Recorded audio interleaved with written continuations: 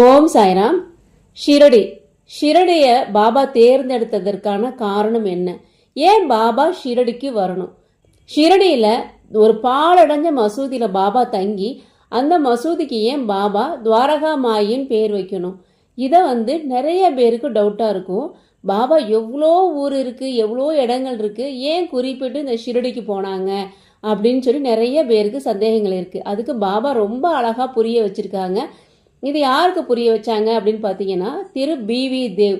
நம்ம சாய் சச்சரிதத்தில் பிவி தேவை பற்றி நம்ம நிறைய இடங்களில் படிச்சிருப்போம். இந்த பிவி தேவுக்கு ஒரு டவுட்டு. பாபா கிட்ட போய் கேட்குறாங்க, பாபா நீங்கள் ஏன் பாபா ஷிரடிக்கு வந்தீங்க? ஷிரடியை ஏன் நீங்கள் தேர்ந்தெடுத்தீங்க? அது மட்டும் இல்லாமல் ஷிரடியில் ஒரு எல்லையில், அதாவது ஷிரடிங்கிறது ஊர் எல்லையில் உள்ள மசூதியில் தான் பாபா தங்கியிருந்தாங்க. துவாரகா மாயி அப்படிங்கிறது ஊர் எல்லையில் தான் இருந்தது. அந்த எல்லை கோட்டை கூட நம்ம காமிச்சிருப்போம். அந்த எல்லையில் இருக்க மசூதி, ஒரு பாலடைஞ்ச மசூதியில் தான் பாபா தங்கியிருந்தாங்க. அந்த பாலடைஞ்ச மசூதியில் ஏன் பாபா நீங்கள் தங்குனீங்க? அந்த பாலடைஞ்ச மசூதிக்கு நீங்கள் ஏன் துவாரகா மாயின்னு பேர் வச்சிங்க அப்படின்னு சொல்லி பிவி தேவ் பாபா கிட்ட கேட்குறாங்க.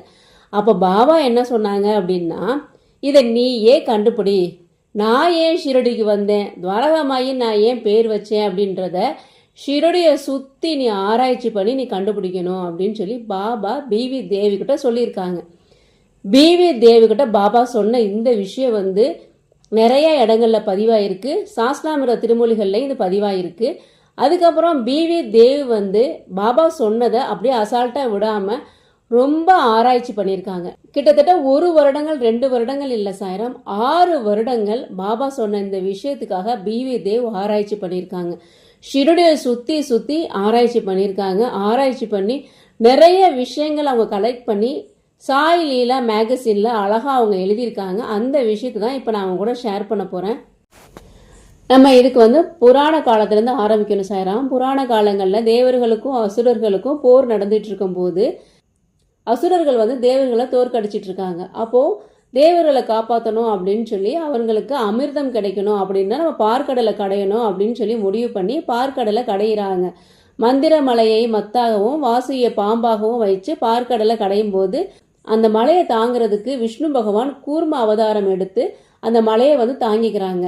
தேவர்களும் அசுரர்களும் இப்போ பார்க்கடலை கடைய ஆரம்பிக்கிறாங்க. ஆரம்பிக்கும் போதே பார்த்தீங்கன்னா ஆழகால விஷம் வருது. அந்த ஆழகால விஷம் பரவ பரவ அந்த பிரபஞ்சமே அழிய போகுது. இந்த பிரபஞ்சமே அழியறதை காப்பாற்றணும் அப்படின்னு சொல்லி சிவபெருமான் ஒரு நொடி கூட தாமதிக்காம அந்த ஆழகால விஷத்தை அவர் குடிக்கிறாரு. அவர் குடிக்கும் போது அது கழுத்துலேருந்து உடல்ல பரவாம இருக்க நம்ம பார்வதி அம்மா அவங்களோட கழுத்தை அப்படியே பிடிக்கிறாங்க. கழுத்துல அப்படியே நீல நிலமா மாறிடுது. அதனாலதான் சிவபெருமானுக்கு நீலகண்டன் பேர் வருது. அதுக்கப்புறம் தொடர்ந்து அசுரர்களும் தேவர்களும் பார்க்கடலை கடையும் போது அவங்களுக்கு ஒவ்வொரு விஷயங்களா கிடைக்க ஆரம்பிக்குது. அதுல முதல்ல பாத்தீங்கன்னா காமதேனு அப்படின்ற பசு, உச்சேஸ்வர் அப்படின்ற வெள்ளை குதிரை, ஐராவதம் அப்படின்ற வெள்ளை யானை, ரத்தினக்கல், கற்பவிருஷ மரம், அப்சரசுகர், அகலிகை, அப்புறம் பாரிஜாத மலர் அப்படின்னு சொல்லி ஒன்னா கிடைக்க ஆரம்பிக்குது. கடைசியில பாத்தீங்கன்னா அவங்களுக்கு தன்வந்திரி அமிர்தத்தை கொண்டு வராங்க. இந்த அமிர்தத்தை தேவர்களும் அசுரர்களும் ரொம்ப போட்டி போட்டு வாங்க முயற்சி பண்ணும்போது தேவர்களுக்கு தான் இந்த அமிர்தம் கிடைக்கணும் அப்படின்னு சொல்லி விஷ்ணு பகவான் மோகினி அவதாரம் எடுத்து வர்றாங்க. மோகினி அவதாரத்தை பார்த்த உடனே அசுரர்கள் அந்த மோகினியோட அழகுல மயங்கிடுறாங்க. இப்போ மோகினி தேவர்களுக்கு அந்த அமிர்தத்தை கொடுத்துக்கிட்டே வர்றாங்க. இதை பார்த்த அசுரர்கள ஒருத்தவர் தேவர்கள் மாதிரி உருமாறி தேவர்கள் கூட உட்காந்துடுறாங்க. மோகினி ஒவ்வொரு தேவர்களுக்கும் அமிர்தத்தை கொடுக்கும் போது இந்த தேவர்கள் உருவத்துல இருக்க இந்த அசுரருக்கும் கொடுக்குறாங்க. அதுல ஒரு செட்டு அவர் பருகிறாரு. அதுக்கப்புறம் இவர் அசுரர்னு தெரிஞ்சுக்கிட்ட மோகினி அவரோட சுதர்சன சக்கரத்தை அவர் தலையை வெட்டிடுறாங்க. அந்த வெட்டப்பட்ட உடம்புல தலை ஒரு பகுதியாகவும் உடம்பு ஒரு பகுதியாகவும் இருக்காங்க. அவங்க தான் ராகு கேது. இப்போ நம்ம சொன்ன இந்த விஷயங்கள் எல்லாருக்குமே மோஸ்ட்லி தெரிஞ்சிருக்கும். சரி, இதுக்கும் நம்ம சாய்பாபா சொன்ன அந்த ஷிரடியை சுற்றியோட இடங்களுக்கும் என்ன சம்மந்தம் அப்படின்னு கேட்டிங்கன்னா, இது அத்தனையுமே ஷிரடியில சுற்றி இருக்கு சாய்ராம். இப்போ நீங்கள் இந்த பார்க்கடலை கடையும் போது நடந்த அத்தனை விஷயங்களுமே ஷிரடியை சுற்றி இருக்க விஷயங்கள் தான். அதாவது இந்த பார்க்கடலை கடைஞ்சதே பார்த்தீங்கன்னா இந்த இடங்கள்ல தான் கடைஞ்சிருக்காங்க. முதல்ல பார்த்தீங்கன்னா ஷிரடியில் ஒவ்வொரு கோயில்கள்லையும் பார்த்தீங்கன்னா ஆமை வச்சிருப்பாங்க. நம்ம தமிழ்நாட்டு கோயில்கள்லாம் பார்த்தீங்கன்னா சிவபெருமானுக்கு முன்னாடி நந்தியும், முருகனுக்கு முன்னாடி மயிலும், விநாயகருக்கு முன்னாடி மூஞ்சூர், இந்த மாதிரி ஒவ்வொரு கோயிலையும் அவங்களோட வாகனத்தை வச்சிருப்பாங்க. ஆனால் மகாராஷ்டிராவில் பார்த்தீங்கன்னா எல்லா கோயில்களையுமே இந்த ஆமை வச்சுருப்பாங்க. எனக்கு இது ஒரு பெரிய டவுட்டாகவே இருக்கும். ஏன் எல்லா கோயில்லையும் ஆமை வச்சுருக்காங்க அப்படின்ட்டு. எதுக்கு இந்த இடத்துல வந்து ஆமை வச்சுருக்காங்க, இங்கே உள்ள அத்தனை கோயில்லையும் ஆமை வச்சுருக்காங்க அப்படின்னா, பெருமாள் வந்து கூர்ம அவதாரம் எடுத்தாங்க பார்த்தீங்களா, பார்க்கடை கடையும் போது அந்த கூர்ம அவதாரத்துக்கு தான் இந்த உள்ள அத்தனை கோயில்கள்லையும், மகாராஷ்டிராவில் உள்ள அத்தனை கோயில்லையும் ஆமை வச்சிருக்காங்க. இது வந்து முதல் காரணம் சாய்ராம். அடுத்து வந்து பாத்தீங்கன்னா இரண்டாவது, பார்க்கடலை கடையும் போது முதல்ல ஆழகால விஷம் வந்து சிவபெருமான் பருகுவாங்க பார்த்தீங்களா, அந்த பருகும் போது பார்வதி தேவி அவங்க கழுத்தை பிடிக்கும் போது சிவபெருமான் கழுத்து வந்து நீல நிலமாயிடும் அப்படின்னு சொன்னோம் இல்லையா, அதனால சிவபெருமானுக்கு நீலகண்டன் பேர் சொல்லுவாங்க இல்லையா. அந்த நீலகண்டனோட கோயில் ஷிரடியிலேருந்து பக்கத்துல இருக்கு சாய்ராம். இது ஒரு முக்கியமான காரணம். இன்னொரு காரணம் பாத்தீங்கன்னா, அமிர்தத்தை கொடுக்கறதுக்காக விஷ்ணு பகவான் வந்து மோகினி அவதாரம் எடுத்தாங்க அப்படின்னு சொன்னோம்ல, அந்த மோகினி அவதாரம் எடுத்தது இங்கே தான். அந்த கோயிலும் இந்த ஷிரடியை சுற்றி தான் சாய்ராம் இருக்கு. ஷிரடியிலேருந்து ஒரு 75 கிலோமீட்டர்ல நெவாசா அப்படின்ற ஒரு இடத்துல மோகின்ராஜ் டெம்பிள் இருக்கு சாய்ராம். மோகினி அவதாரம் எடுத்த அந்த கோயிலும் ஷிரடியிலேருந்து 75 கிலோமீட்டர் தொலைவில் தான் இருக்கு. ராகு கேது அவங்களோட தலையை வந்து துண்டிப்பாங்க பார்த்தீங்களா, அந்த உடம்பு விழுந்த இடம் பார்த்தீங்கன்னா ராகூரிலையும், தலை விழுந்த இடம் பார்த்தீங்கன்னா ரத்னாகட்டுங்கிற இடத்துல தான் விழுந்தது.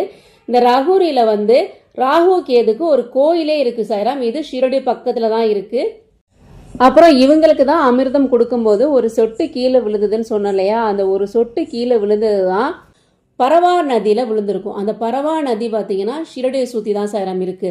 அந்த பரவா நதிக்கு ஆரம்பத்தில் அதோட பேர் வந்து அமிர்த வாகினி அப்படின்னு தான் அந்த நதிக்கோட பேர் இருந்துச்சு. இப்போ பரவா நதி அப்படின்னு சொல்லுவாங்க. அதுக்கப்புறம் இன்னொரு முக்கியமான விஷயம், ஷிரடி பக்கத்தில் பார்த்தீங்கன்னா ஒரு 13 கிலோமீட்டரில் சுக்கராச்சாரியாருக்குன்னு ஒரு கோயில் இருக்குது. அசுரகுருக்கு எங்கேயுமே ஒரு கோயில் இருக்காது. ஆனால் ஷிரடியிலேருந்து கொஞ்சம் பக்கத்தில் பார்த்தீங்கன்னா அசுரகுருவான சுக்கராச்சாரியாருக்கு ஒரு கோயில் இருக்குது. ஆனால் இவர் வந்து தேவர் வம்சத்தில் பிறந்தவங்க தான், ஆனால் அசுர குருவானவங்க. இவங்களை பற்றி ரொம்ப டீட்டெயிலாக நிறைய புக்கில் நம்ம படிச்சிருப்போம். இந்த கோயிலில் தான் தேவர்களுக்கும் அசுரர்களுக்கும் போர் புரியும் போது அசுரர்கள் வந்து இறந்துக்கிட்டே இருப்பாங்க. அந்த அசுரர்களை வந்து காப்பாற்றுறதுக்காக மிருத்திவி சஞ்சீவினி மந்திரம் வந்து சுக்கராச்சாரியார் சொல்லி தான் அந்த அசுரர்களை வந்து பொழைக்க வைப்பாங்க. அந்த இடமும் இங்கே தான் சாய்ராம் இருக்குது. இந்த சுக்கராச்சாரியார் கோயில் பக்கத்தில் தான் அந்த இடமும் இருக்குது. அப்புறம் இன்னொரு முக்கியமான விஷயம் சாய்ராம், ஷிரடியிலேருந்து கொஞ்சம் தொலைவில் பார்த்தீங்கன்னா பேலாப்பூர் அப்படின்ற ஒரு இடம் இருக்குது. அங்கே வந்து இந்திரனுக்குன்னு ஒரு கோயில் இருக்குது சாய்ராம். இந்திரனுக்குன்னு உள்ள கோயில் ஷிரடியிலேருந்து பக்கத்தில் தான் இருக்குது. இது எல்லாமே கனெக்ட் பண்ணி பார்த்து தான் பிவி தேவ் வந்து இந்த விஷயங்கள்லாம் கனெக்ட் பண்ணி பார்த்துட்டு தான் சாய்பாபா இவ்வளோ ஒரு அற்புதமான விஷயங்கள்லாம் நடந்த ஒரு இடத்துக்கு தான் பாபா வந்து தங்கியிருக்காங்க அப்படின்னு சொல்லி பிவி தேவ் எழுதியிருக்காங்க. ஷிரடியை வந்து பார்த்தீங்கன்னா முன்னாடி சிலாதி அப்படின்னு தான் கூப்பிடுவாங்க. பாபா வந்ததுக்கப்புறம் அது ஷிரடியாக மாறினது. ஒரு எல்லையில் பாபா வந்து ஒரு பாலடைஞ்ச மசூதியில் தங்கியிருக்காங்க. அந்த மசூதிக்கு துவாரகா மாயி அப்படின்னு சொல்லி பேர் வச்சுருக்காங்க. துவாரகை அப்படிங்கிறது ஒரு கிருஷ்ணரோட வீடு, மாயி அப்படிங்கிறது அம்மாவோட வீடு. இந்த துவாரகா மாய்க்கு வர்ற அத்தனை பக்தர்களோட துன்பங்கள் அனைத்தும் முடிவடைஞ்சிடும் அப்படின்னு சொல்லி தான் பாபா தங்கியிருந்த இந்த பாலடைஞ்ச மசூதிக்கு துவாரகா மாயி அப்படின்னு சொல்லி பேர் வச்சுருக்காங்க. அது மட்டும் இல்லாமல் ஷிரடியில் பார்த்தீங்கன்னா நிறைய மகான்கள் வந்து வாழ்ந்திருக்காங்க. அப்படிப்பட்ட புனிதமான ஒரு இடத்துக்கு நம்ம போகிறதுக்கு நம்ம பாக்கியம் பண்ணியிருக்கணும் சாய்ராம். ஷிரடியை சுற்றி இத்தனை இடங்களுமே புனிதமான இடங்கள் இருக்குது.